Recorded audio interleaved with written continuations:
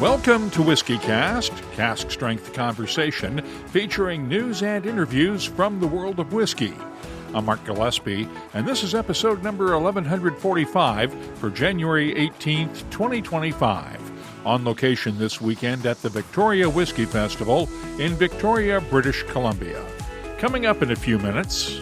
The people who have won this award in the past are basically giants and legends in my mind, so to be in that category was blew my mind.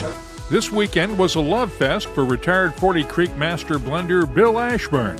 He was honored with a Lifetime Achievement Award at the Canadian Whisky Awards, and his chronology release from last fall was honored with a Chair's Select Award. I'll talk with Bill later on WhiskyCast In-Depth. We'll also have the What I'm Tasting This Week department and much more. The news is next on this week's WhiskyCast, whiskey's longest-running and most awarded podcast series. Hey, it's Gabriel from Dewar's Whiskey. Here's a quick tip. Whenever you're pouring great whiskey, especially something like Dewar's 12-year, don't overthink it. All you need is a few glasses and a couple of people worth sharing it with. The rest takes care of itself. Back in a bit. As always, let's begin with the news. Tariffs on Scotch whisky imported into the U.S. could double next month. U.S. President Donald Trump announced plans for new punitive 10% tariffs on the U.K. and 7 other European countries Sunday over their support for Greenland. The U.K.'s tariff will rise from 10 to 20%, with no carve-out for food and drink imports. The Scotch Whisky Association estimates the current 10% tariff is costing the industry £4 million a week, and the European Union is looking at countermeasures that could include the resumption of tariffs on American whiskies. In other news, Stole Group plans to liquidate its 2 U.S. business units, which have been in Chapter 11 bankruptcy reorganization for more than a year now. The Stole Group USA and Kentucky Owl Bourbon units will now go into Chapter 7 liquidation. Stole executives blamed a lack of support and flexibility from the company's lenders for the liquidation, which does not affect the wider Stole global operations. Creditors say Stole Group owner Yuri Scheffler and the company have more than enough assets to cover the debts for the 2 units. Quote, they just choose not to. Meanwhile, a bankruptcy court judge has ordered the auction of the shuttered Luca Mariano distillery in Danville, Kentucky. The assets include an essentially brand-new distillery that opened last summer, along with more than 6,000 barrels of sourced bourbon. Luca Mariano founder Francesco Viola wanted to create a Napa Valley of bourbon in the Danville area, but ran out of cash before it could start distilling its own whiskey. Bids on the distillery are due by February 27th, with a court hearing to approve a sale scheduled for March 10th. Back to the trade war for a moment. President Trump is putting pressure on Canada to end its provincial-led boycott of American spirits and wines. The administration has made ending that boycott a precondition for renewing the U.S.-Mexico-Canada Free Trade Agreement, which is up for renewal this year. I wanted to get some perspective from Canadian retailers. Adam Bradshaw of the Strath in Victoria runs one of the province's privately run liquor stores, which still has to order all of its liquor from the provincial liquor monopoly, which is boycotting American whiskeys. It's the topic of the moment, isn't it? I would say mostly positively, weirdly enough, as strange as that sounds. Looking at the annual sales, we've obviously missed a whole bunch of sales from not selling bourbon this year. We actually took the stance of taking all Red State stuff off in February. We've still been selling things like Westland and, partly because here in BC, we think we owe a debt of gratitude to the Pacific Northwest specifically for helping our wineries last year. They had a terrible grape harvest, and we ended up actually buying grapes from our American neighbors, and they basically saved our wine industry. We wouldn't have one anymore if it wasn't for them. So it would feel a little bit, I don't know, in bad taste to completely abandon them. And we plan to continue doing that throughout, but of course the BC government now is not bringing in anything from America, red or blue. So yeah, we haven't been selling anything. What we have done, however, is the stock that we had back in February. We've done a couple of events now, what we call the Bourbon Amnesty events, where we do tastings, blind tournament tastings, and people come in and try the American whiskies. All of the ticket money goes to charity, and we do a portion of the proceeds of the bottle sales to charity as well, and that's for Amnesty International. So it feels like a good way of moving some of the product that's just taking up room in our store. We're a very small store. We don't have that much room, so it's good to move some of it out of the way. But what effect it has had is a huge amount of increase in sales in local whiskey. Canadian whiskey in general, but especially local BC whiskey, which is always really nice to see. And a renewed interest in other countries' whiskies as well. We've been selling Mexican whiskey, Peruvian corn whiskey. We've been selling a lot more single grain whiskey from Scotland as well as a result of this. We actually bought a whole cask of North British, which a lot of people have been buying as an alternative. So yeah, I mean, it's been tricky, but I think we've made the most of a weird situation. Andrew Ferguson owns the Kensington Wine Market in Calgary, Alberta, one of the two provinces not boycotting American spirits officially, but an informal boycott by Canadian consumers is affecting business. They're down substantially. It's still selling. I mean, the reality is for people that want that style or that are drinking cocktails that require that style of whiskey, they don't have a lot of great options. There are some Canadian products out there that are bourbon-esque, but they're often younger, more expensive. They're not really quite there yet. But yeah, there's people buying it, but I would say the majority of people that used to buy it are not buying it. And they're not buying it for reasons because they feel like our closest neighbor and friend turned on us. And so they're abstaining from it, I think, in the hopes that things will eventually turn around. How are your sales going? Generally, sales are okay. I mean, I think the world whiskey industry is going through a bit of a correction. I know no one really wants to talk about it, but it's a reality.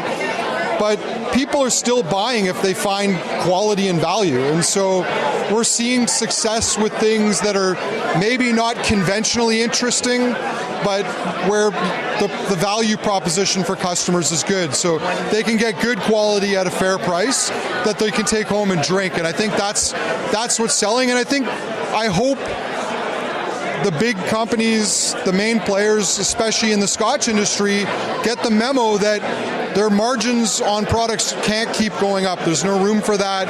They need to go back to offering things that are good value, good quality, that people are going to want to drink and buy. And if they do that, there's business to be done. But the overpriced, overhyped, overmarketed stuff is just not selling.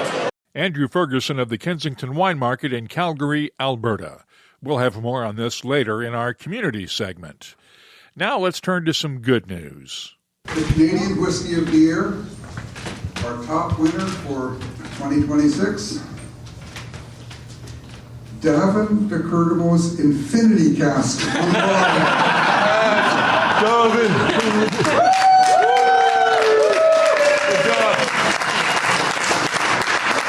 Canadian Whisky of the Year is J.P. Weiser's 24-year-old Canadian whiskey.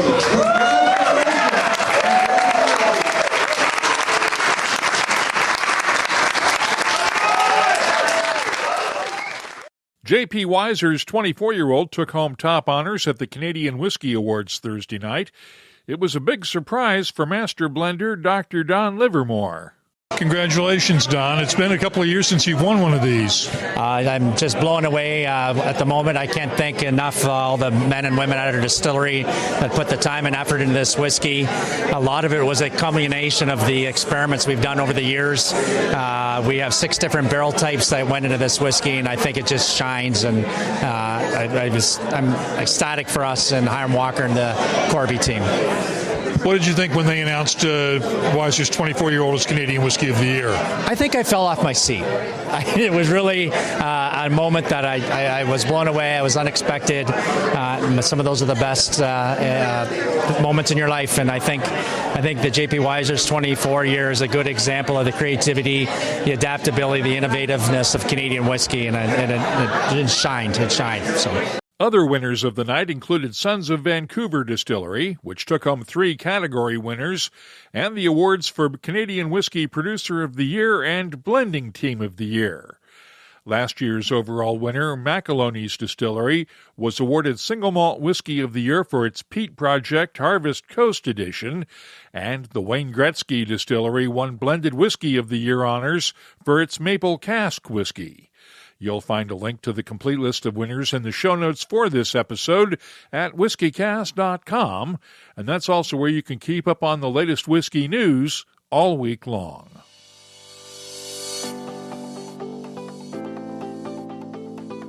Let's check the calendar and see what's happening around the world of whiskey. Julio's Liquors in Westboro, Massachusetts has a Glendalough Irish whiskey tasting Wednesday night. The Whiskey Exchange has Burns Night Barrel Top Tastings Thursday night at its London Bridge and Covent Garden shops in London. The Whiskey Global is Friday and Saturday in Vancouver, British Columbia. The Kensington Wine Market in Calgary has its annual Burns Bash Whiskey Festival Friday night, while Keg and Cork Liquor Company in Edmonton has its Robbie Burns Whiskey Fest on Saturday night. Finally, the Whiskey Global returns to Kelowna, British Columbia on Saturday the 31st. If you're organizing a whiskey festival, let us know about it. We'll add it to the calendars at whiskycast.com and in the WhiskyCast community app. Throughout the years, Dewar's has created some incredible whiskeys. But our new Dewar's 12-year-old, that one's a personal favorite. It's the kind of scotch that earns praise from the pros, but still feels right at home in the middle of a good night with friends. Every pour opens up with notes of vanilla, toffee, baking spice, in a smooth oak finish. It's rich, it's approachable, and it has a way of bringing people together. Whether it's around the table, the fireplace, or just wherever the night happens to take you. Look, the glasses may hold the whiskey, but the whiskey? That's what holds the moment. Please enjoy responsibly. Copyright 2025 Dewar's is a trademark. Imported by John Dewar & Sons Company, Coral Gables, Florida. Blended Scotch whiskey, 40% alcohol by volume. WhiskyCast In-Depth is brought to you by Glendalough Irish Whiskey. Bill Ashburn recently retired from Ontario's 40 Creek Distillery after 38 years of making whiskey. He was honored with a Lifetime Achievement Award Thursday night at the Canadian Whisky Awards, and his Chronology whiskey, which included casks from his 4 decades at the distillery, was given the Chair's Select Award for Excellence. I caught up with Bill the next day after a reception in his honor. So what did you think last night when Davin presented you with the Lifetime Achievement Award? I was really taken by surprise. The people who have won this award in the past are basically giants and legends in my mind. So to be in that category was blew my mind. I would put you in that category of giant and legend. You've inspired a generation of Canadian whiskey makers. You know, when you're in the thick of things, you don't think of that. I've always done my own thing. I've had a lot of influences, and I've realized that in the last 5 or 6 years, but I never set out intending to do that. How did you get started? So, I got started, I was in the wine industry, and the winery I was working at got sold to a competitor, and I decided it was time for a change. An opportunity came up for a blender at Reeder Distillery way back in 1987, and I jumped at it. And that Reeder Distillery is the predecessor of today's 40 Creek, right? It absolutely is. It's in the same property. The original distillery is there. I worked for that distillery for 5 years, had the opportunity to learn from the owner, Otto Reeder, and the stillmaster, Gerhard Kohn, and those learnings were fundamental to my future career. Who else were your mentors growing up?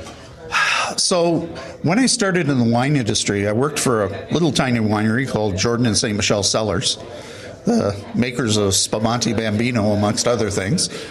And I was assigned product development under Bill Anderson, who is kind of a legend in the Canadian pop wine business.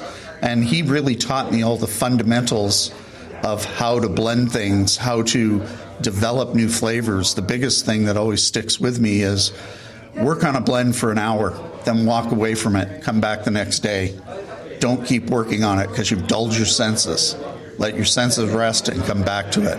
And I've followed that my whole career. What did you learn from John Hall? John Hall taught me everything I didn't know about marketing,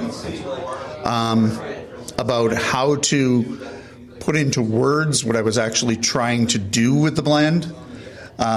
Fantastic marketer, overall personality.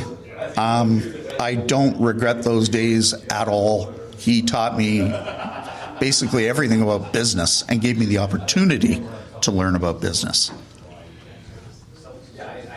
What's your philosophy of blending? So my philosophy about blending, specifically when it's regard to Canadian whiskey, is I think we have to keep true to the past of Canadian whiskey and blend what you like. Don't worry about what the marketing panel wants to taste your whiskeys and what they say about it. Be true to yourself and you'll produce the best whiskeys you can. Is that the advice you'd give to all the blenders in this room? Absolutely. Now, you have to be very careful at the initial stages of your career because you're going to butt heads with some pretty heavy hitters. You need to know when to push and when to just back off. I was fortunate that I got to the point where basically I could do whatever I wanted. And you did that right up until the end, right? Well, the end and beyond. There's actually 2 more blends in the pipeline that I've developed that will be out in the next year or 2. So I didn't leave them high and dry. And, of course, all the whiskeys that I've put down over the years are still there. Tell me about Chronology, your sort of final release before retirement. So Chronology, for lack of a better term, was basically a vanity project. It contains whiskey from every decade that I've worked at 40 Creek. So it's putting together the best of what I thought I created over the years and making something even better than the individual components were on their own. And explain those components. Sure. So the base flavor is from a 1992 single malt that was in the barrel for 31 years.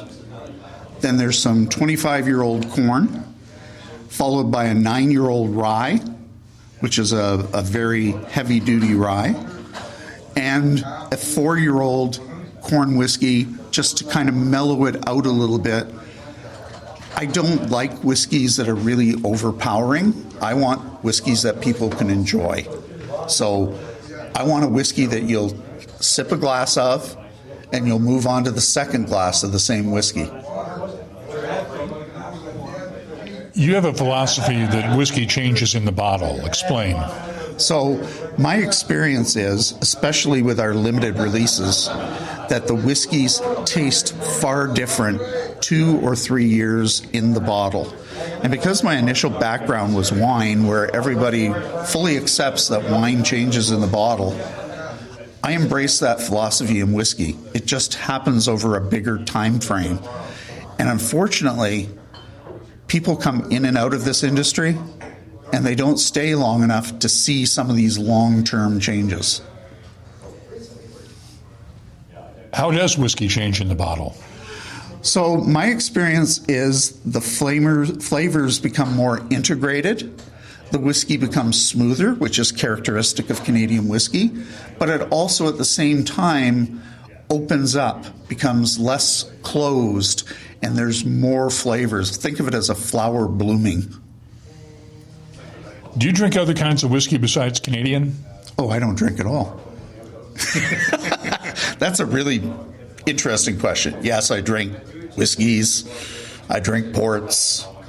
My initial background was in fortified wines, and I still can't pass off a great fortified wine. You mentioned earlier in our discussion before the interview that you blend with your mind. Yes. Explain how you do that. Most people think you blend with your nose. So, for me, one of the marks of a really good blender is having a really good taste memory. So, yes, you do blend with your nose and your palate, but you remember those aromas, those tastes, and you can file it away in your brain that these lot of barrels have those characteristics. And for me, at least, I tend to, in my mind, put together a blend of barrels that can either be complementary or contrasting, depending on what I'm trying to achieve. And usually, what blend I write down out of my head, when I actually physically blend it, turns out exactly the way I'm expecting to do. And that's just a matter of experience and learning what your whiskeys are, basically becoming intimate with your whole stock. And that takes time. Everything takes time in the whiskey world. I'm very much a type A personality, and it took me probably the first 10 years of my career to learn to slow down. Not everything can happen next week. Give it time. Let it work its magic in the barrels. Have some patience. Sounds like good advice to a young blender.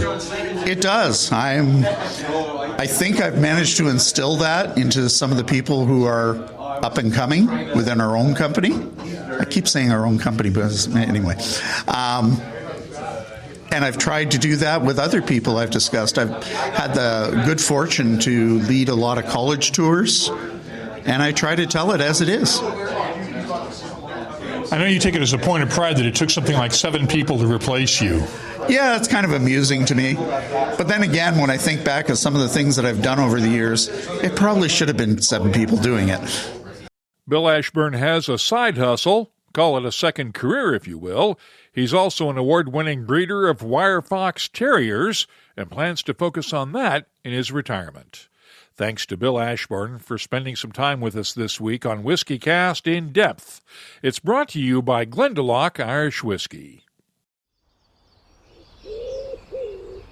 Our story begins in the wilds of County Wicklow, the Garden of Ireland, a place where nature moves slowly and meaningfully.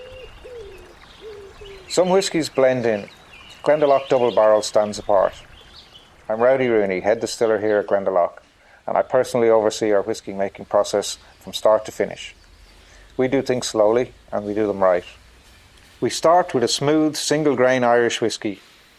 We age it in flame-charred American oak for soft vanilla and a honeyed depth. Then we finish it in Oloroso casks from a small bodega in Spain.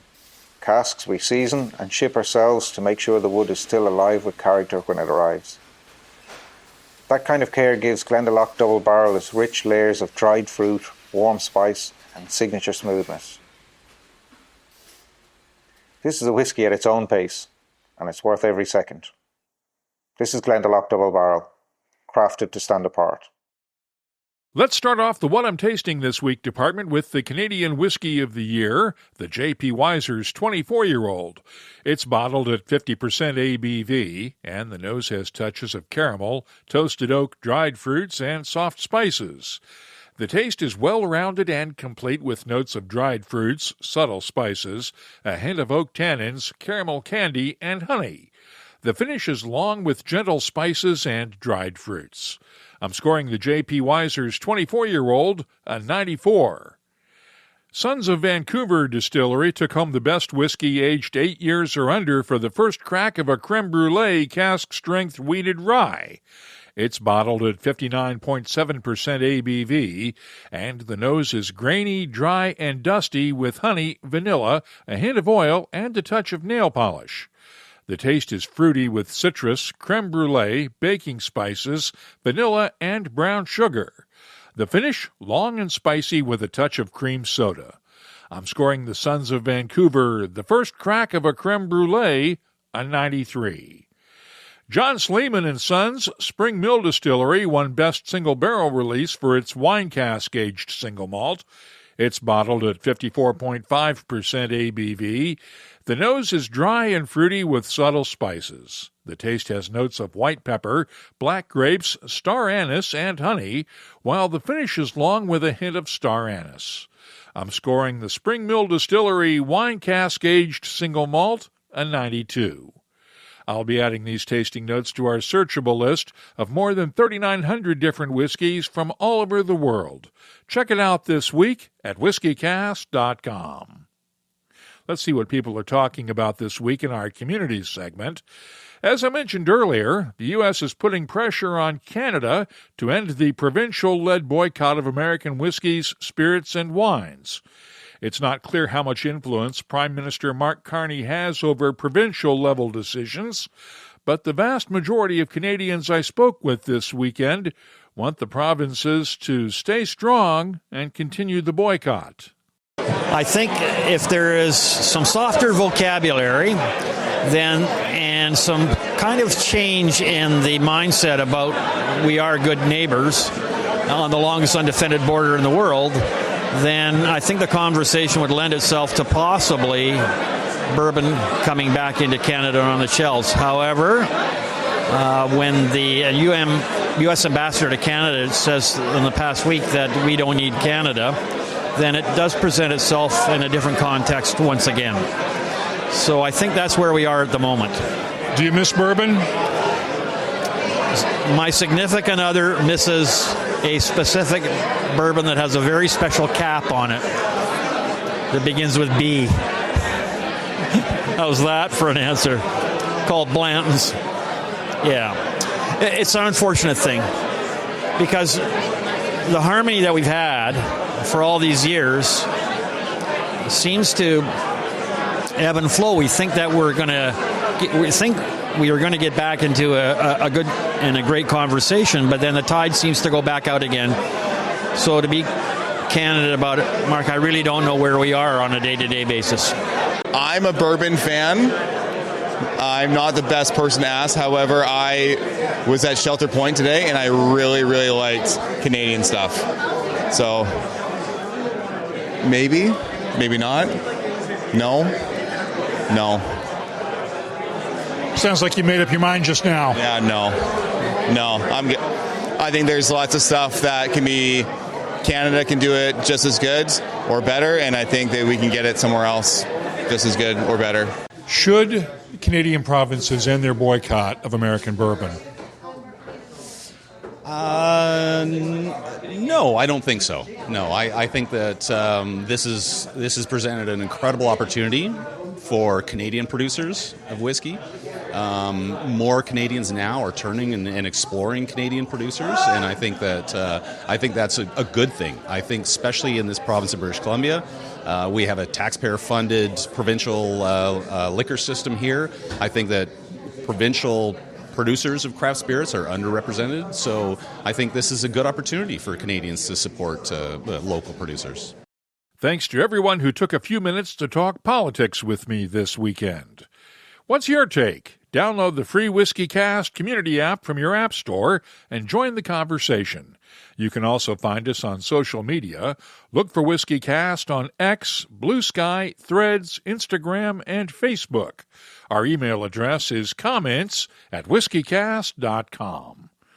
Let's close out the show now with Behind the Label, our look at the history, science, and people who make whiskey unique.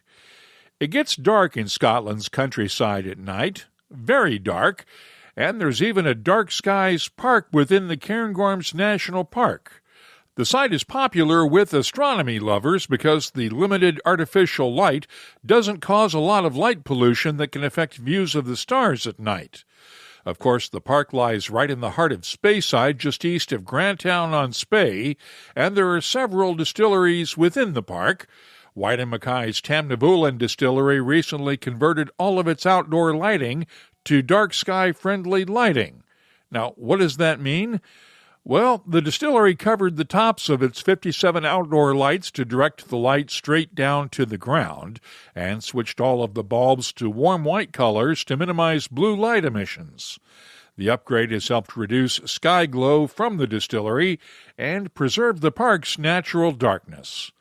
If you'd like to find out more about the Dark Skies Park and Tamnavulan's role in protecting it, we have a link for more details at WhiskyCast.com. And if there's something you'd like us to look at on a future episode, just get in touch with us. Before we go, special thanks to Frank Hudson, Lawrence Graham, and the entire Victoria Whisky Festival team of volunteers for their hospitality this weekend. Production support was provided by the festival and the Hotel Grand Pacific.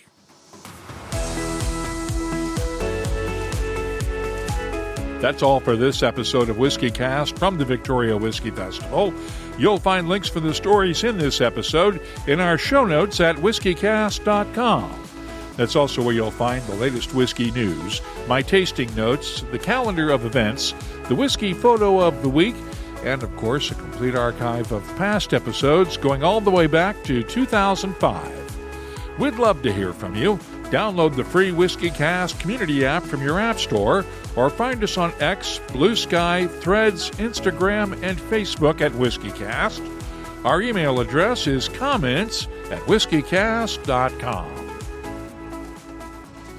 There's something special about opening a bottle of Dewar's 12-year with the people who matter most.